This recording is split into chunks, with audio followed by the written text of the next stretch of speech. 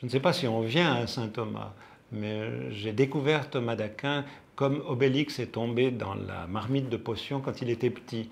Euh, j'ai vécu dans un milieu qui respirait avec une bonne santé, je dirais une bonne santé, cette hygiène de pensée qui était celle de saint Thomas.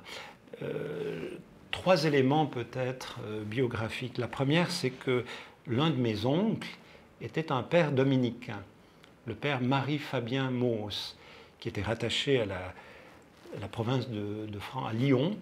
Et c'est lui qui, avec le père Mandonnet, a édité une grande œuvre de Thomas d'Aquin qui s'appelle le Commentaire des sentences.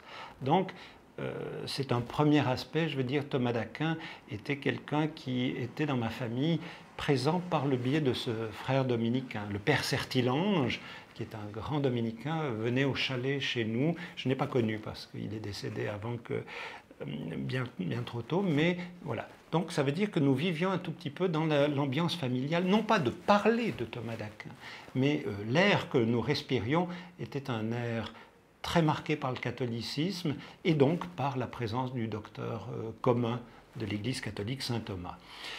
Le deuxième élément, c'est que l'école dans laquelle j'ai eu la chance de grandir et qui m'a nourri était aussi une école où le cadre était, j'allais dire, thomiste en un certain sens.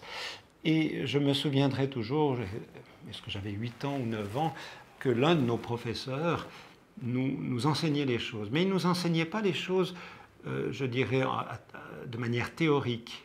Par exemple, pour nous faire comprendre ce qu'on appelle techniquement la vertu ou les vertus morales, au lieu de le faire, il prenait une feuille de papier et puis il pliait cette feuille de papier, je vais le faire devant vous, et une fois que le pli était fait, il montrait d'abord qu'il fallait une certaine attention, un certain effort pour faire le pli. L'acquisition de la vertu demande un effort et une attention. Et puis, il nous montrait les 3 caractéristiques de ce pli, 3 propriétés du pli. La vertu, c'est un bon pli. Première propriété, c'est la stabilité. Si je fais circuler cette feuille ou je vous donne cette feuille et je vous demande d'enlever le pli, vous allez avoir de la peine. C'est-à-dire que le pli est marqué dans la structure de la feuille comme si ça faisait partie de la feuille. Un habitus, c'est une deuxième nature presque. Deuxième caractéristique de ce pli, c'est que la feuille va avoir une inclination, une tendance à se plier dans ce sens et non pas en sens inverse. Quand j'ai pris un bon pli, j'ai tendance à poser des actions allant dans ce pli. C'est ce que dit Thomas d'Aquin, mais Aristote le disait déjà.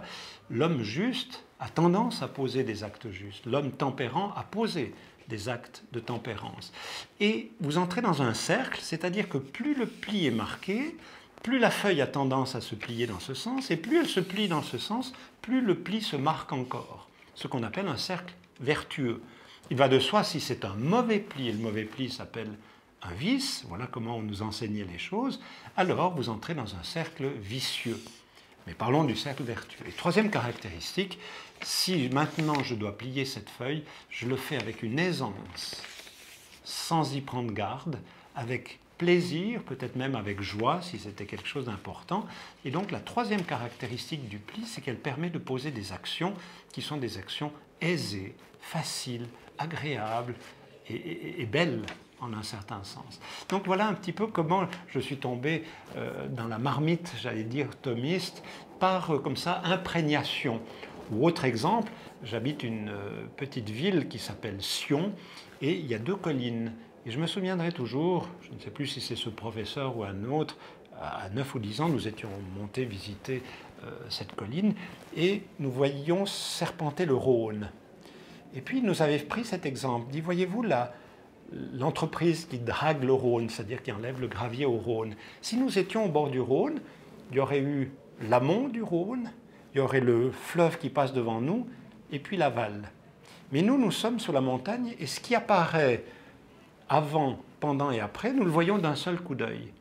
Et il nous disait, Dieu voit les choses comme ça. Nous sommes au bord du Rhône, c'est-à-dire nous avons le passé, le présent et le futur, mais sur la montagne de Dieu, il voit les choses comme ça, ce qui est une belle théologie thomiste. Voilà le deuxième. Puis troisièmement, quand je suis arrivé au collège ou au lycée, où nos cours de philosophie étaient assez bien soutenu. Notre professeur, qui était issu ici de l'université de Fribourg, avait une structure mentale thomiste et des textes thomistes, avec une ouverture donc sur d'autres pensées. Et là, j'ai commencé à lire certains textes de la Somme de théologie, nous les faisait lire en latin, etc. Et en lisant ces textes, tout de suite, je me suis senti dans un pays familier. C'est-à-dire que finalement, j'ai retrouvé une sorte de respiration qui était ma respiration naturelle que j'avais reçue, etc. Et donc, ensuite, quand je suis arrivé à l'université de Fribourg, jamais je n'ai fermé la Somme de théologie de saint Thomas ou d'autres œuvres. C'est le milieu dans lequel, finalement, je respire bien. Voilà un petit peu comment je suis venu à Thomas d'Aquin. Je suis un héritier, j'ai reçu beaucoup, et en enseignant ici à l'université, j'ai une passion de transmettre ce que j'ai reçu.